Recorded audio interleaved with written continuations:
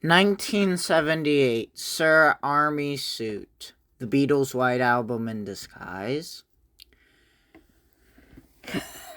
Rotine Day, extremely Lennon-like delivery with sarcasm and exterior lyrics eerie paralleling John's solo mood, vocal variety, several vocal tones evoke McCartney and Harrison, suggesting more than one voice per track, just like the Beatles' production. Just like in Beatles' productions. Silly tracks. Like everybody took a holiday, comparable to Beatles' novelty songs like Maxwell's Silver Hammer and Obla-dee, Obla-da. Playful surrealism. Tracks are whimsical and British in sensibility, despite Klaatu being Canadian, yet no accent can be placed. Now, I want to state this before we continue on.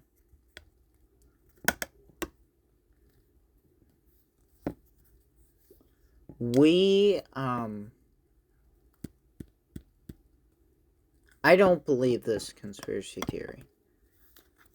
And it has been disproven. So if you choose to believe it, then okay, from this video. But I don't believe it, and I'm not asking you to believe it, okay? Like I do with all my conspiracy theories. Studio technics something. Claimed to be beyond the budget of 3 obscure musicians. Where did the money come from? George Martin? Conspiracy take. The diversity sound reflects different Beatle contribute anonymously under one.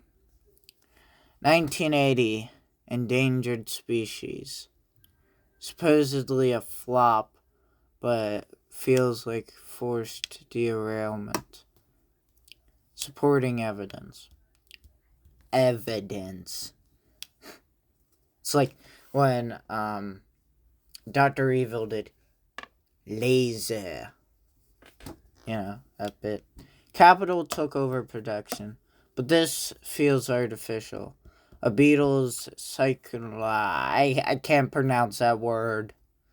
It might have been deliberately sabotaged to end the rumor.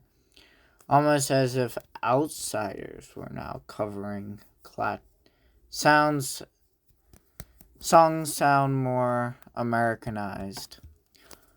Almost if outsiders were now covering Klaatu.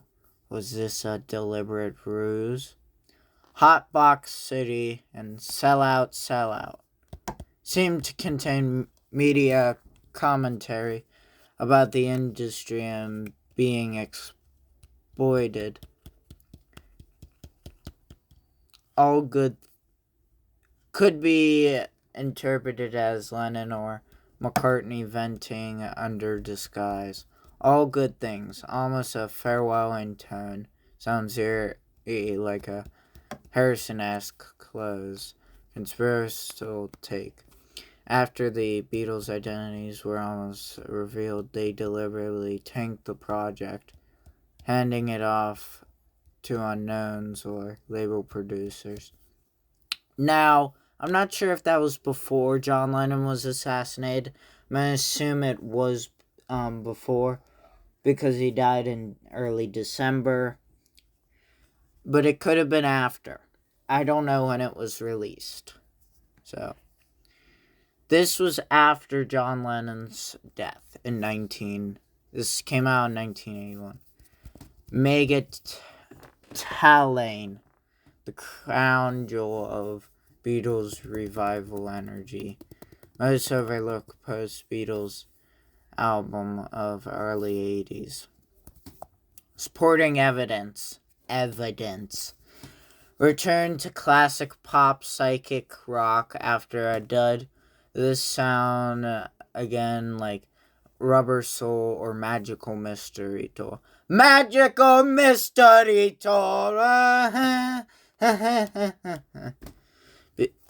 The people at YouTube are going to copyright me for that. We're going to go down, down, down for that too. A million miles away. Melodic phrasing, harmony, and bassline are nearly indistinguishable from Paul McCartney. This has been brought from ChatGPT. How you cheat on all of your essays. The Love of a Woman. Beatlesque guitar, chord structure, and soft psychic vocals equal strong George Harrison vibes. December Dream.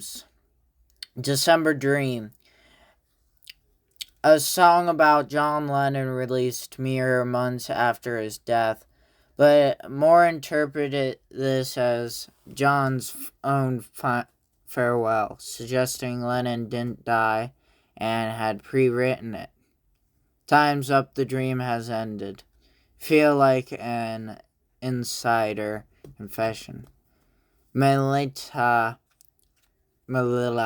I can't pronounce the name of the album, okay? It's Magentalane.